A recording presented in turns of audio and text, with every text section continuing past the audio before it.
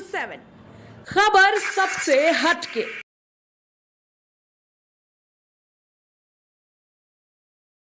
होता तो मस्जिद भी टूट जाता, इतना प्रधानमंत्री झूठ बोलते हैं। क्या झूठ बोले बताएं तुम। आजकल ना विपक्ष की ये आदत बन गई है सिर्फ आरोप लगाना और भाग जाना। और देश भारत एक लोकतांत्रिक देश है, देश की जनता ये सब बातें देखती है और उसी के आधार पर अपना फैसला करती है। एक झूठ बोलने वाले मुख्यमंत्री दिल्ली में भी थे जो बड़े बड़े दावे वादे कर कर आए थे।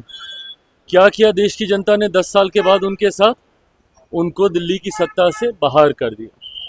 इसी तरीके से अगर देश में कोई झूठ बोलता है तो लोकतंत्र में इतनी ताकत है कि उस व्यक्ति को अगले चुनाव में जनता अपना फैसला सुनाती।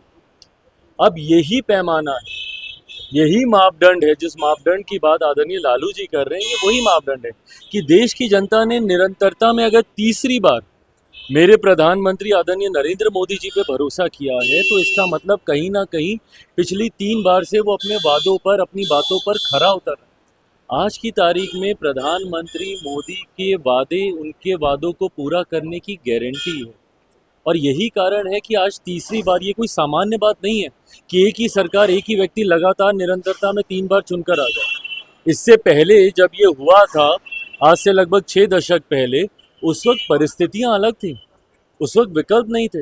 इस बार तो विकल्प के लिए आपने अपने विचारधारा से समझौता करते हुए तमाम विपक्ष एक साथ आ गए, सारे विपक्षी दल एक साथ आ गए। एक दूसरे को जो देख नहीं सकते अपने अपने राज्यों में, वो दल तक एक साथ आ गए। कांग्रेस, आम आदमी पार्टी ना पंजाब में देख सकती है दिल्ली का चुनाव आमने सामने लड़े। लेफ्ट ममता बनर्जी, ये सब एक साथ एक मंच पर आ गए प्रधानमंत्री मोदी को हराने के लिए। क्या हो गया? उसके बाद भी तीसरी बार जनता ने उन्हें चुना।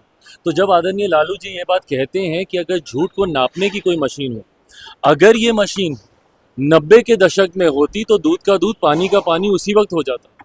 90 के दशक में जिस तरीके से बिहार में बर्बाद करने के लिए एक के बाद एक गलत नीतियां लागू की गई, भ्रष्टाचार की हदों को पार किया गया, परिणाम स्वरूप उसके बाद कभी इनका दल अकेले बहुमत में नहीं आ पाया।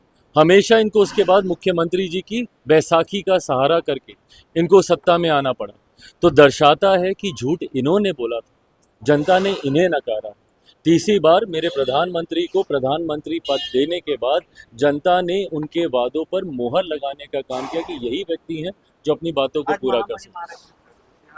स्वागत है, मैं अपनी तरफ से, अपनी पार्टी की तरफ से उनका स्वागत करता हूँ। बिहार वासियों की तरफ से माँ महिम का मैं स्वागत करता हूँ और मुझे खुशी है इस बात की कि जिस तरीके से बिहार हमारा आज केंद्र बन गया है। कुछ लोग इस बात का सवाल उठाते हैं कि हमारे प्रधानमंत्री बार बार बिहार क्यों आ रहे हैं। भाई, हमारे लिए खुशी की बात है कि जब प्रधानमंत्री, आज 7-8 महीने बीते नहीं लोकसभा चुनाव को, कभी दरभंगा में उनका कार्यक्रम, तो कभी जमुई में उनका कार्यक्रम, कल भागलपुर में उनका कार्यक्रम, आज माँ महिम आ रही, पीछे भी उनका कार्यक्रम था यहाँ। तो ये दर्शाता है कि किस तरीके से बिहार एक महत्वपूर्ण राज्य है और विकसित भारत की जब हम लोग कल्पना करते हैं तो उसमें एक विकसित बिहार की एक अहम भूमिका होगी। नीतीश कुमार को लाडले मुख्यमंत्री बताया प्रधानमंत्री, पर विपक्ष के नेता कह रहे हैं कि नीतीश कुमार का तबीयत ठीक नहीं है, उनको इलाज करवाना चाहिए। विपक्ष के पास जब कोई मुद्दा बचता नहीं है ना, तो वो व्यक्तिगत आरोप प्रत्यारोप की राजनीति करते हैं। ये गलत है। प्रदेश के मुख्यमंत्री हैं, इस तरीके से उनको लेकर भ्रम फैलाना, इस तरीके से उनके स्वास्थ्य के बारे में झूठी बातें करना आपकी बौखलाहट को दर्शाता है। आप जानते हैं कि विधानसभा का चुनाव आप हार रहे हैं, उपचुनाव में इनको पता चल गया, तथा कथित जो इनके गढ़ थे वो तक ये लोग हार चुके हैं। बेलागंज की सीट ये लोग हार चुके हैं, तरारी की सीट ये लोग हार चुके हैं। तो ये दर्शाता है कि आगामी विधानसभा चुनाव में विपक्ष अपना खाता भी खोल लेना तो ये बड़ी बात होगी।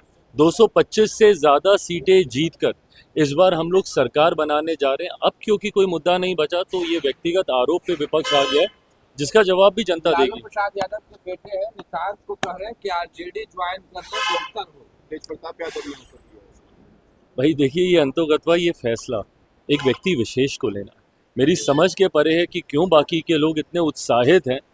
ये फैसला उनको करना है कि उनको राजनीति में आना है, नहीं आना है, कब आना है, कैसे आना है। आएंगे तो हम लोग स्वागत जरूर करेंगे।